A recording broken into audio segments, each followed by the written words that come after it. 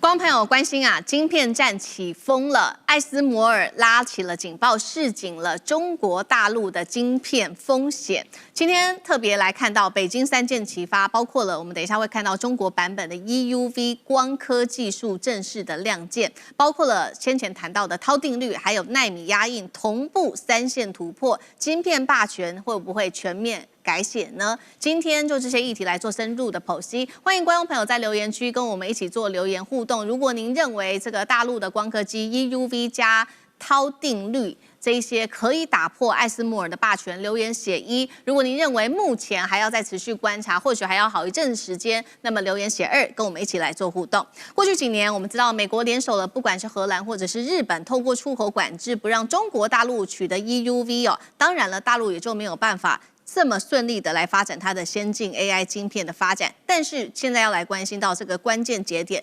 ，2026年的下半年，整場晶片戰吹起了一個完全的新風向。來關心到的是最新消息，艾斯摩爾現在擔心了。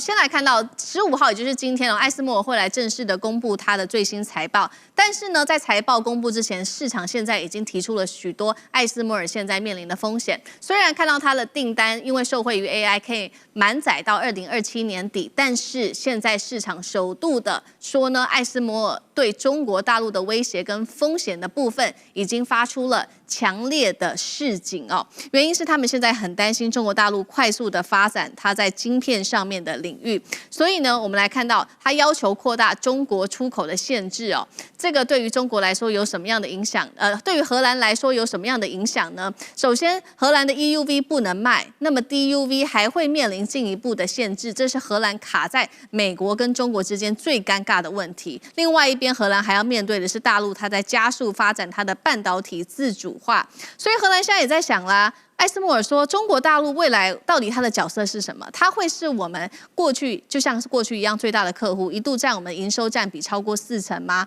還是中國未來會變成我們艾斯摩爾最大的風險呢？好，我們看艾斯摩爾的動態，等一下一起來做剖析。艾斯摩爾之所以緊張，我們要來看到這個中國大陸啟動了一系列在半導體還有晶片相關的計劃。首先，中國版本的半導體曼哈頓計劃早就已經啟動了，當時祭出的是1000萬的高額簽約金，不管是挖角來自於艾斯摩爾的工程師，或者是輝達的工程師，把他們眼裡進來哦，默默的在這邊做研發。他們有一些人就是用匿名的方式，甚至是用改名的方式在裡面做研發。最受矚目的，今天要來看到的這一位是前艾斯摩爾的科學家林南，他是一個非常關鍵的人物，因為他主導的中國的 EUV 曝光機呢，也就是中國版本的光刻機 EUV， 在今年秋天就會來正式的亮相了。那麼林南所雖然他是這個前艾斯摩爾的科學家，但是呢，我們看到他在發展光源上的時候，他並沒有用到艾斯摩爾的光源技術，是完全走中國版本的技術的。艾斯摩爾的光源技術，這個等一下請委員來幫我們稍微理解一下，因為這比較深哦。它採用的是 LPP 的雷射打息低光源技術，但是中國版本的技術採用的是 LDP 的雷射誘導放電光源。換句話說，是跟艾斯摩爾的光源走完全不一樣的路哦，希望避開艾斯摩爾的限制，同時也降低技術的門檻。所以今天節目一開始，先請教委員怎麼看艾斯摩爾可以說首度對中國發出這麼強烈的一個警報。現在它的問題也非常的尷尬，它不能賣 DUV。DUV 也受到相對的限制，但是大陸正在推進它的中國版本的曼哈頓計劃 ，EUV 今年秋天會亮相。未來這個中國大陸到底是它的朋友還是它的威脅？那中國自己走自己的 EUV 還有 LDP 的光源路線，會不會成為挑戰艾斯摩爾霸權最大的威脅？委員怎麼看？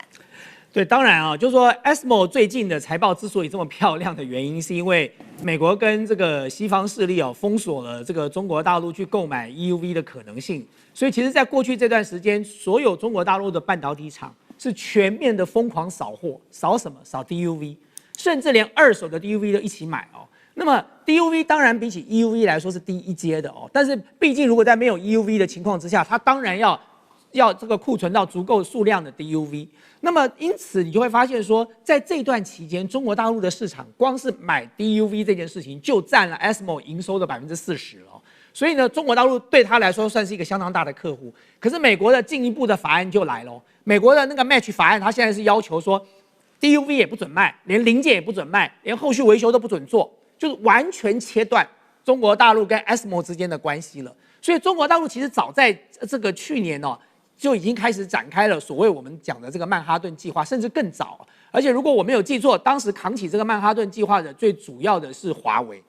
那麼他們當時用高薪去挖了很多 ASML 的科學家，有打造 DUV 或 EUV 經驗的科學家，秘密的在深圳組成了一個這個基地，開始進行相關的研發。那麼研發這個 EUV 我要跟大家講說 ，DUV 叫做深紫外線的這個光刻機 ，EUV 叫做極紫外線光刻機。所以呢，其實最重要就是那個紫外線。那個紫外光怎麼產生是一個關鍵，對，所以就是剛才思敏跟大家講的嘛，你看到的 ASML 所用的技術是什麼？叫做 LPP。什麼叫 LPP？ 叫做雷射打息滴。我要跟大家講，簡單一點來講就是所有現在這個西方所做的 EUV 跟中國大陸接下來要做的 EUV， 他們的極紫外光都是透過錫這個金屬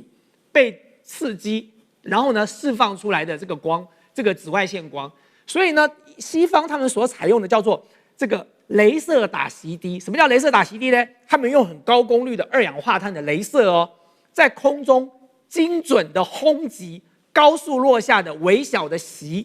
的這個一滴一滴的錫，這個滴下來，用這個二氧化碳的這個雷射去轟擊，每秒要轟擊5次，然後呢，借這樣的方式讓錫滴變成電漿化了，因為它在高空中被雷射打到了，它馬上就变成電漿，一變電漿，它就激發出來13.5奈米的這個極紫外光了，就是我們現在需要的這個光源就雷射光源的重點。可是各位知道這個有多難嗎？就是 ASML 所掌握的這個技術的確很難對，我剛才說過，它要擊中每秒5次高空落下來的錫滴，難度是多難？我跟大家舉個例子，它相當於在什麼？在暴風雨裡頭，你要用雷射擊中2次在空中飛行的乒乓球，然後你要用在暴風雨中，你要這樣精準的擊中，這非常的難。所以這就是為什麼這是一個技術的門檻可是對中國大陸來說，他們很聰明，就是對中國大陸來說，他們已經想到了另外一個賽道，就用另外一個方式來解決這個問題，就是我們現在要講的叫做 LDP。LDP 是什麼呢？ LDP 就叫做雷射誘導放電。那雷射誘導放電是怎麼做的呢？一樣是錫，可是呢，我不要這樣做了。我用低功率的雷射先去射擊什麼呢？先去照這個擺在電極上的錫的膜，然後呢，你讓這個錫的膜變成電漿，然後變成電漿之後，你再通過高壓電，然後衝擊它，去造成這個電極放電，然後你一樣可以得到極紫外光。但這兩個的差別在這樣就以中國大陸用的方法呢，難度是算中等了，相對簡單，功率大概是250瓦。那麼 ASML 的可以達到500瓦，但是中國大陸現在先從250瓦，因為當時 ASML 也是從250瓦慢慢往上拉高的。那麼現在是哈爾濱工業大學，跟這個上海的這個光機所這2個單位現在在全力做這件事情。但是如果你用 LDP 這個方法結構相對比較簡單耗能也很低，成本也比較低。那麼而且更重要的是，所有的零組件都可以國產化。但是大家可能覺得說，哎呦，那我現在有 LDP 了，我終於可以造极紫外線的這個光刻機了嗎？沒有，還沒那麼簡單。它中間還有另外一個重要的技術，就是光學反射鏡。各位知道，這些光一旦生成之後，它還要透過光學反射鏡去精準的去打到的這個晶片上的某一個點然後才能有所謂光刻的這種效果嘛。那問題是，所有的 EUV 所有的這個深紫外光幾乎會被所有的物質吸收，所以你不管透過什麼樣普通的這個反射鏡它都會被吸收掉，所以它沒有任何反射，也不會有折射，什麼效果都沒有。所以因此，這個關鍵技術掌握在誰的手上？就是蔡司的手上了。因為如果你要達到不要被吸收，而可以讓這個極紫外光順利的折射，你需要用幾十層原子級的平整度的一個叫做木細多層膜的反射鏡，而這個反射鏡就是握在蔡司手上。那麼現在中國大陸正在攻克這個技術所以我了解的是，中國大陸現在的這個曼哈頓計劃，他們的目標是2028年，他們可以正式的打造出來 EUV。當然，可能明年我們就看到了原型機了。可是你原型機還要進行量產你中間還要有個過程。那你說中國大陸因此這幾年就撐不過去了嗎？大家別擔心。第一，我剛才跟各位講了，他們已經在市场上瘋狂掃貨了，他们手上的 DUV 已經買到連二手的都買回來了。那你說沒有零件，沒有零件有什麼關係？你就拆你現在現有的二手的 DUV 去換零件就好了哦。所以對中國大陸來說，第一，它現有的 DUV 已經夠了，所以它不至於在未來的2年有太大的問題。第二就是我們剛才講的華為的韜定律，華為的韜定律開了另外一條路，我不用把晶片變小啊，我為什麼一定要走到5奈米、3奈米、2奈米呢？我一樣7奈米，我14奈米我會折疊。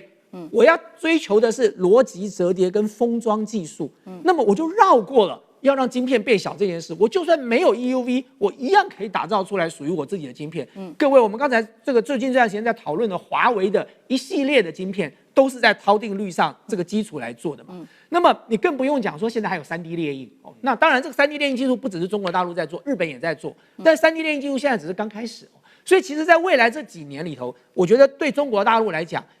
他們要打造 EUV 已經是他們所下的一個決定了，這是一個國家的政策了，由華為來扛起這個重責大任了。那為什麼 ASML 怕呢？因為這世界上沒有攻不破的技術關卡的，只是時間問題啊。就當中國大陸能夠打造 DUV 或者是 EUV 的時候，它就會成為 ASML 在市場上的競爭者啊。它不但沒有少了一個大客戶，現在還多了一個競爭者。那你說對於 ASML 來說，它是何其為難的一個重大的損失呢？好，謝謝委員。那觀眾朋友，我們留言區留言哦。如果你認為艾斯摩爾拉警報，記得留言寫1；如果你認為還要觀察，留言寫2。同樣的問題也請教鄭總編。我覺得艾斯摩爾這個擔憂確實是這個正在發生的事情。那就像剛才這個委員講的，很多一些有關光刻機方面一些技術細節，那我們就不針對這些細節再講。我只記得去年9月的時候，好像中國大陸第一台 DUV 光刻機出來嘛，當時由中芯國際把這個原型機拿去試用，那據說那時候可以做到28奈米，那未來有了以後，它會持續精進技術，特別在今天講到這個 EUV，是更進一步，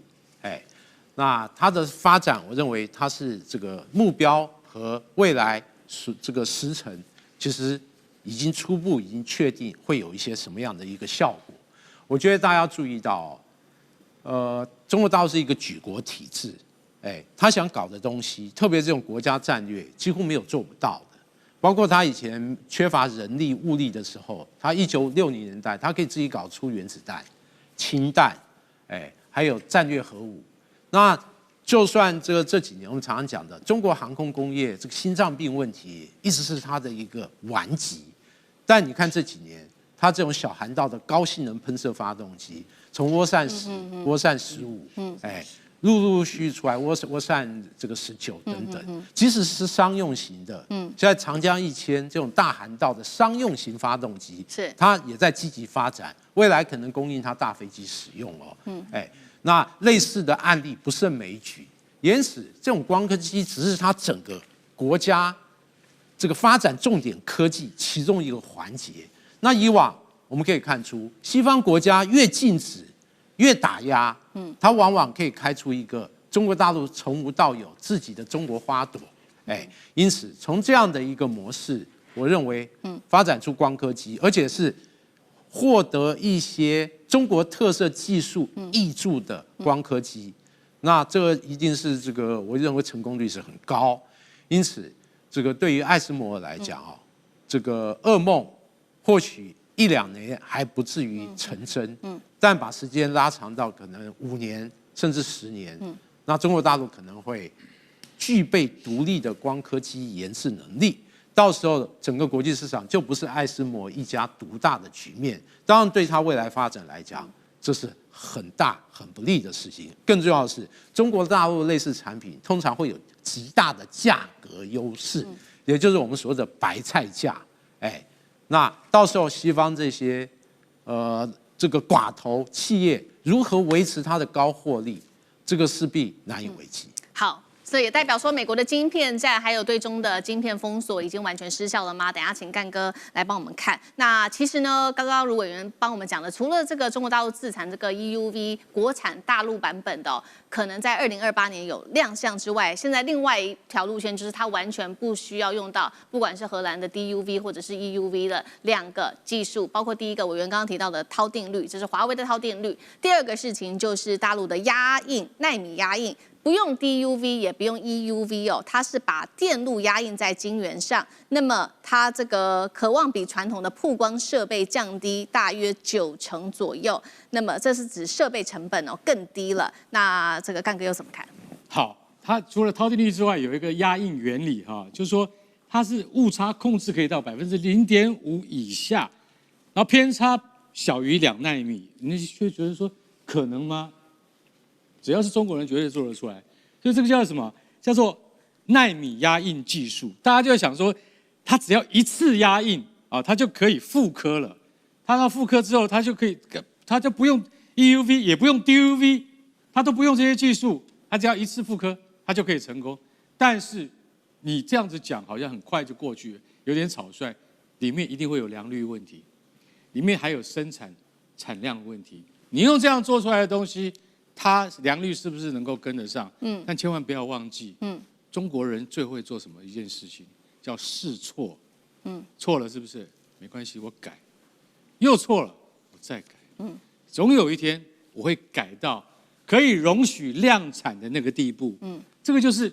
你說中國人的韌性，有時候你真的覺得說，我現在要馬上生出產品，做得出來嗎？可以做得出來，但是品質有沒有達到那個要求？可能達不到，但沒關係。我們可以試錯，這其實老實講一句，濤定律也是在一樣這種邏輯折疊的技術下面去慢慢發展出來，你就會覺得說，為什麼黃仁勳他會害怕？他就講的那個話，他說：“我跟你講啊，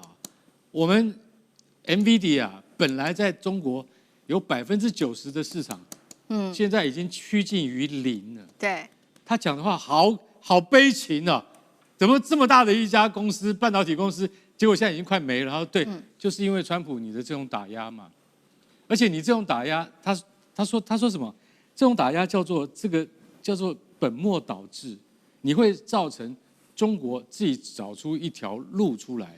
那所以說，如果說它這個壓印技術跟濤定律，它都能夠在2031年的時候，能夠真正的，我們現在先不要看到2031年，對，我們就看今年秋天要出的華為 Mate 90新機，它是用麒麟的那個晶片，你就看看到底華為做出來的結果是不是真的應驗了